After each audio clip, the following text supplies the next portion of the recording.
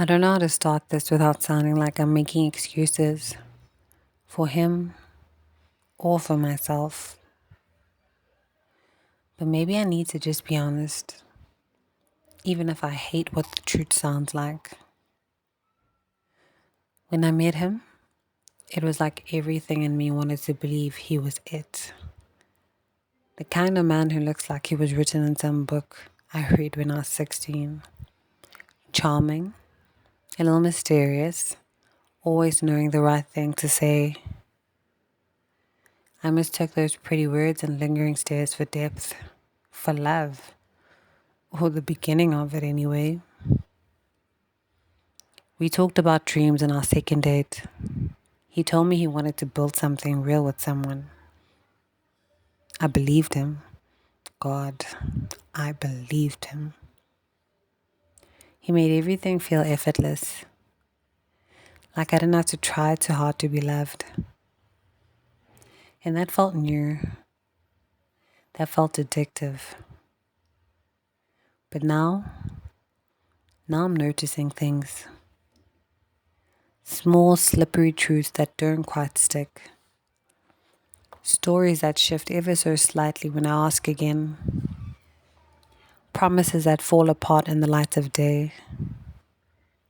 I found out today that he never worked at the place he said he did. A friend of mine asked around, casually, and there was just nothing. Like he made up an entire job, a title, even a boss. Why lie about something like that? And then there's the money, or lack of it. The expensive shoes and drinks, the dinners that I now realize I mostly paid for. He always had a reason. His card wasn't working, a transfer was late, someone owed him. I didn't mind at first, it felt generous. Now it feels stupid. He still looks at me like I'm magic, still says all the right things. But I've started listening between the words, and I don't like the silence I hear there. It's hollow, it's rehearsed. I think I fell in love with an idea, a well-dressed illusion, and I don't know what's worse, that he tricked me or that I let myself be tricked. I miss the version of him that probably never existed. I miss the girl I was before I realized that. I keep replaying those early days in my head, like little movie clips that pop up when I least expect them. It's strange how vivid it all still feels. The spark, the softness, the way it all unfolded like something written just for me. Our first date was coffee. Simple, sweet. He showed up 5 minutes early, already holding a small bouquet of daisies. He said they reminded him of something bright. Me, apparently. I laughed, not really knowing what to say, but I tucked them in my bag and couldn't stop smiling the rest of the day.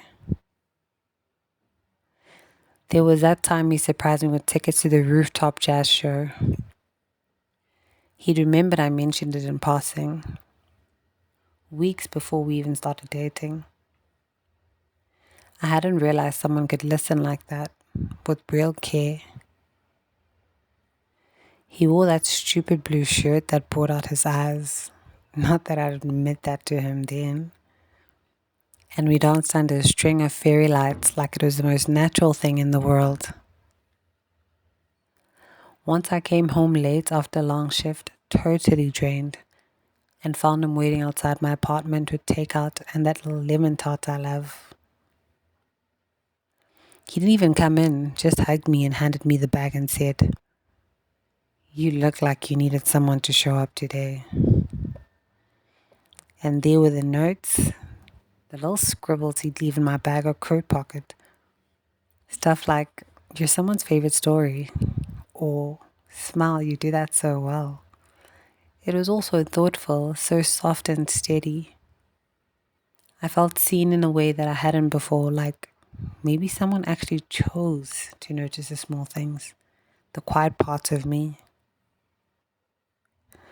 I don't know where all of that lives now, but tonight I just wanted to remember it.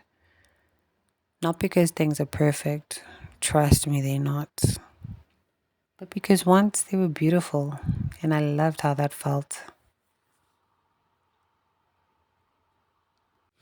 It's the quiet that gets to me now, not the peaceful kind, the kind that used to feel warm, like laying in bed together on a lazy Sunday morning with the window cracked just enough to let the breeze in.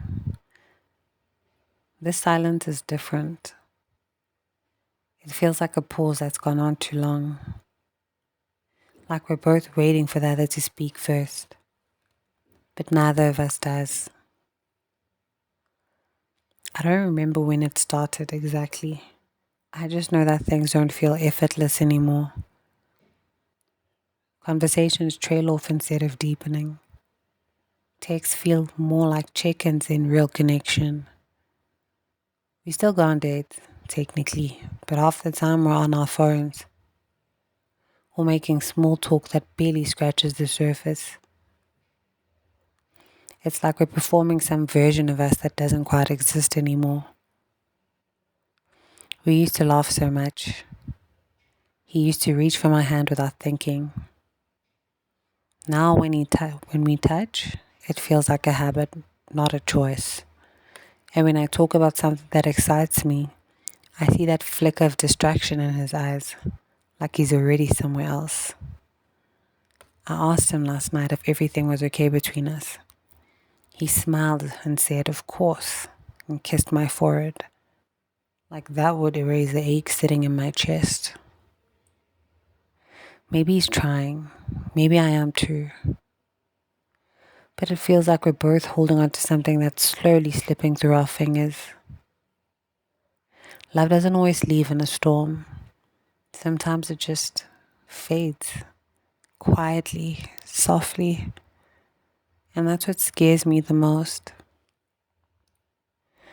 Now, one day I'll wake up and realize we're just two people sharing space, sharing history, but not much else. I don't want to lose us, but I'm starting to wonder if we're already gone. I think I'm still in shock, or maybe denial. I honestly don't know where one ends and the other one begins. It started like any other stupid weekday. I was making coffee, scrolling through my phone, half awake, and then I saw it. A picture of him, smiling, holding her hand.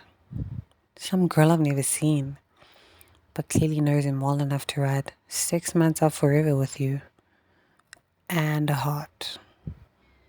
Beneath there was a photo of them kissing. 6 months? That's not before me, that's during me. I must have read the caption a dozen times, as if the words would somehow rearrange into something less painful, less real. I clicked her profile. Of course I did. I wish I hadn't. There they were. Brunches, weekend getaways, little gifted notes I used to think he only gave me. I couldn't breathe. I didn't cry. Well, not right away. I just went cold, like my body was trying to protect me from the truth, punching holes in everything we had, everything I thought we were building. And then, like the world hadn't shattered enough, I remembered the unopened pregnancy test in my drawer, the one I bought a week ago and avoided, convincing myself it was just a late period. Stress, I said to myself. Probably nothing, but it wasn't nothing. Two pink lines, clear bright, unforgiving. It's like my body knew before I did, like something in me was already preparing for a bigger storm. Now I'm sitting on the edge of the bed, staring at both my phone and the tiny test strip, and I don't know which betrayal cuts deeper. That he lied to me, or that I still love the version of him I thought was real. I feel so stupid, so used.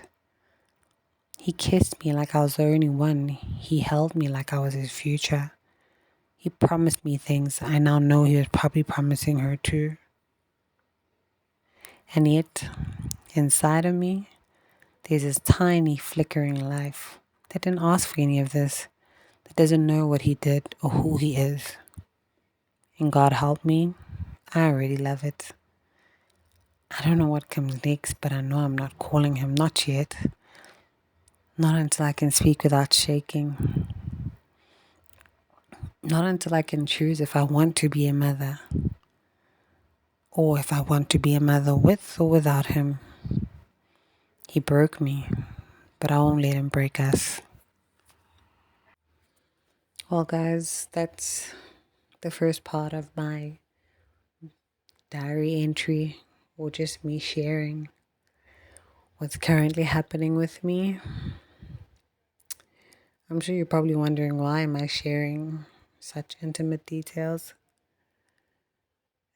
I'm just a firm believer in a problem shared is a problem halved.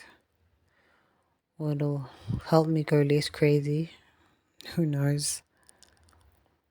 But if you'd like for me to share more, guys, please like, subscribe. If you have any questions, you're more than welcome. Anyway, see you guys in my next entry. Hopefully this therapy will help me. I'm hoping.